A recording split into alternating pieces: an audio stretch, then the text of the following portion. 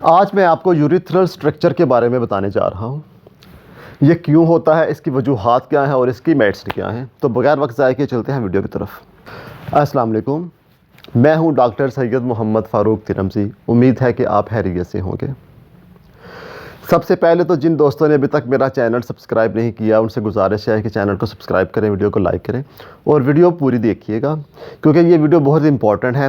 کوئی بھی پارٹ مس کرنا اس کا مطلب ہوگا کہ آپ نے اہم معلومات مس کر دی، اس لیے ویڈیو اینڈ تک ضرور دیکھیے گا. اچھا، تو میں بات کر رہا تھا یوریتھرل اسٹرکچر کی. سب سے پہلے میں آپ کو تھوڑی سی انفارمیشن دوں گا. گردوں کا کیا کام ہے؟ گردوں کا کام ہے کہ گندا خون گردوں میں آتا ہے اور گردے اس کو صاف کر کے آگے سپلائی دے دیتے ہیں.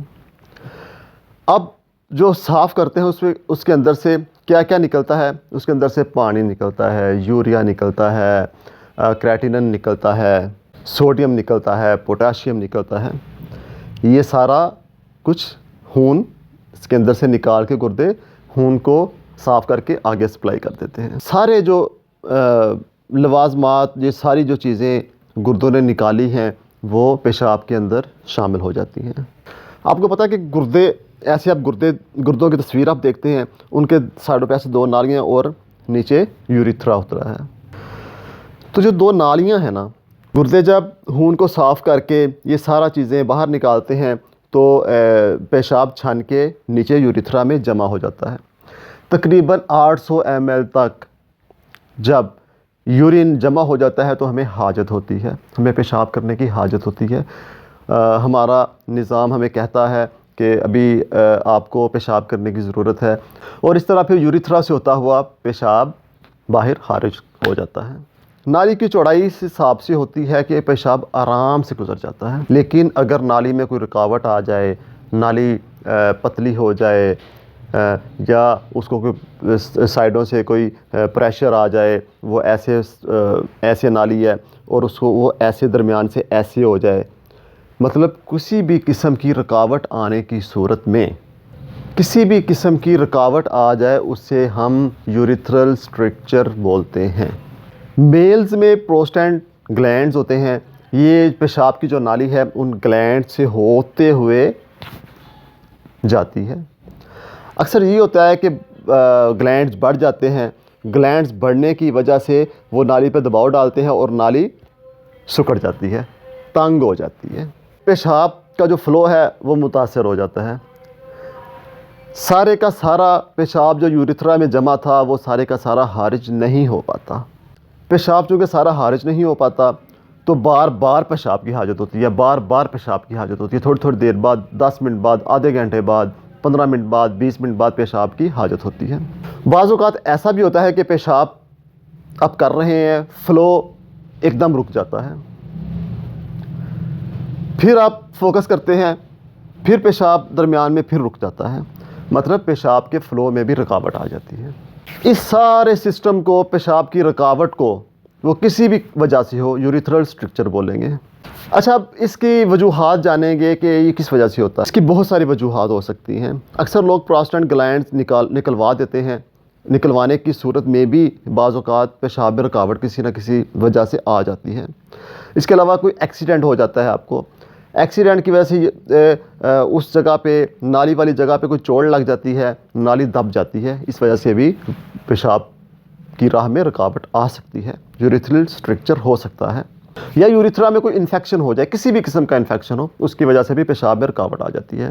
یا آپ نے کسی بھی قسم کی سرجری کروائی ہو لوئر ایریا میں، اس کی وجہ سے بھی پرابلم آ سکتی ہے. سب سے زیادہ پرابلمز یوریتھرل اسٹرکچر کی سرجری کے سائیڈ ایفیکٹس کے طور پہ آتی ہے. اور 1% چانس ہوتا ہے کہ آپ کو یہ جینیٹیکلی ہو. جینیٹیکلی آپ کے والد کو، آپ کے دادا کو، آپ کے بھائیوں میں سے کسی کو، مطلب یہ کہ، لیکن اس کے چانسز بہت کم ہوتے ہیں، صرف 1% ہوتے ہیں. اور تقریباً 60 to 70% چانسز اس کے ہوتے ہیں کوئی نہ کوئی آپ نے اس کی سرجری کروائی ہو. لیکن اس کے آپ کو میں نے بتایا کہ اس کے دوسری الگ وجوہات بھی بہت زیادہ ہیں. اب آپ کو کیسے پتہ چلے گا کہ مجھے یوریتھرل اسٹرکچر ہے؟ جیسا کہ میں نے پہلے آپ کو بیان کر دیا ہے کہ فلو میں رکاوٹ آ جاتی ہے، فلو کم ہو جاتا ہے، آپ کو حاجت بہت زیادہ ہے لیکن پریشر سے صحیح طریقے سے پیشاب خارج نہیں ہو رہا ہوتا، آپ کو لگتا ہے کہ پیشاب ابھی یوریتھرا میں موجود ہے، صحیح طریقے سے خارج نہیں ہوا، اور آپ کو اس کی وجہ سے بار بار حاجت ہوتی ہے، بار بار واش روم جانا پڑتا ہے۔ اس کے علاوہ آپ پیشاب کر رہے ہیں تو اچانک رکاوٹ ہو جاتی ہے، پیشاب اچانک رک جاتا ہے، اس میں گیپ آ جاتا ہے، آپ پھر فوکس کر کے پیشاب خارج کرتے ہیں، مطلب کہ آپ کو تھوڑا سا اس پہ تھوڑی سی محنت کرنی پڑتی ہے، بعض اوقات اس میں آپ کو جلن بھی ہو سکتی ہے، درد کا احساس بھی ہو سکتا ہے، مطلب اس کی یہ بہت ساری علامات موجود ہیں۔ اب ہم آئیں گے میڈیسن کی طرف کہ اس کی میڈیسن کیا کیا ہو سکتی ہیں۔ تو اس میں جو سب سے پہلی میڈیسن ہے وہ ہے ٹیرگن تھینا 30 پوٹینسی میں۔ اس میں آپ کو بار بار پیشاب کی حاجت ہوتی ہے، پیشاب رک کے آتا ہے، جلن ہوتی ہے، اور بعض اوقات پیشاب سے اسمیل بھی آتی ہے۔ آپ نے 2 ڈراپ صبح اور 2 ڈراپس رات کو سوتے ہوئے، دن میں 2 دفعہ یہ آپ نے استعمال کرنی ہے۔ اس کے بعد جو دوسری میڈیسن ہے کلیمیٹکس اریکٹا، اس کی بھی تقریباً ملتی جلتی علامات ہیں، فلو ٹھیک طریقے سے نہیں ہوتا، پیشاب رک کے آتا ہے، جلن ہوتی ہے، پیشاب میں رکاوٹ ہے، یہ آپ نے 200 پوٹینسی میں استعمال کرنی ہے۔ اس کی بھی تقریباً علامات سیم ہیں، پیشاب رک کے آتا ہے، بار بار حاجت ہوتی ہے، مثانہ پورے طریقے سے خالی نہیں ہوتا، جلن ہوتی ہے۔ اس کے بعد تیسری میڈیسن ہے وہ ہے سیبل سیرولٹا، یہ آپ نے 30 پوٹینسی میں استعمال کرنی ہے، 2 ڈراپ صبح 2 ڈراپ شام، مطلب یہ تینوں میڈیسن آپ نے 2 ڈراپ صبح اور 2 ڈراپ شام کو استعمال کرنی ہے، رات کو سوتے ہوئے یا شام کو، مطلب کہ 2 صبح 2 رات کو، یہ آپ نے اس طریقے سے استعمال کرنی ہے۔ جو اگلی میڈیسن ہے وہ ہے کنتھیرس 30، یہ میڈیسن آپ نے تب استعمال کرنی ہے جب آپ کو جلن ہو، تکلیف کا احساس ہو، ادروائز یہ میڈیسن آپ استعمال کرنے کی ضرورت نہیں ہے۔ اگر آپ کو درد یا جلن زیادہ ہو تو آپ صبح دوپہر شام 2 ڈراپس استعمال کر سکتے ہیں اس کو۔ اس کے بعد ایک میں آپ کو ڈاکٹر ریکوچ کا نمبر بتانے جا رہا ہوں، وہ نہایت زبردست قسم کی چیز ہے، اس کے استعمال سے آپ کو بہت جلدی افاقہ ہوگا۔ پروسٹیٹن ڈراپس R25، ڈاکٹر ریکوچ کا نمبر ہے یہ R25، یہ آپ نے لے آنا ہے، آدھا کپ پانی میں 20 قطرے صبح دوپہر شام آپ نے استعمال کرنے ہیں۔ جو میں نے پہلے میڈیسنز آپ کو بتائی ہیں وہ بھی آپ نے استعمال کرنی ہے، جو ڈاکٹر ریکوچ کا میں نے نمبر R25 بتایا ہے یہ بھی آپ نے استعمال کرنا ہے۔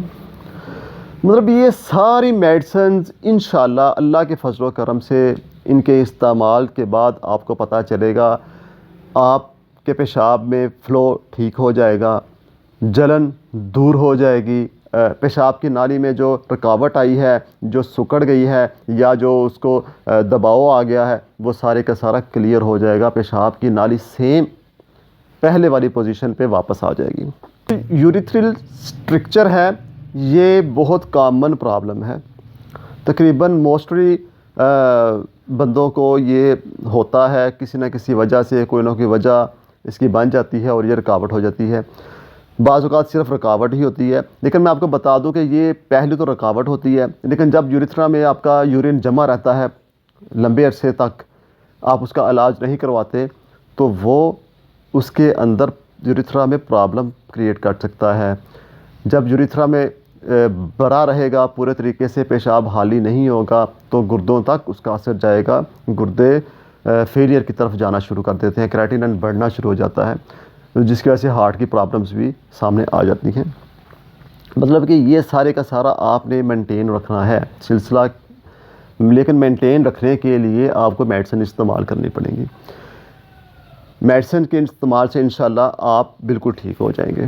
تو اس ویڈیو کے لحاظ سے کوئی آپ کے ذہن میں کویشچن ہو تو مجھے کمنٹ سیکشن میں کمنٹ کر سکتے ہیں۔ امید ہے کہ آپ کو آج کی ویڈیو ضرور پسند آئی ہوگی، اگر پسند آئی ہے تو چینل کو سبسکرائب کریں، ویڈیو کو لائک کریں۔ اس کے ساتھ ہی مجھے اجازت دیجیے، اپنا بہت زیادہ خیال رکھیے گا۔ تھینک یو سو مچ، اللہ حافظ، السلام علیکم۔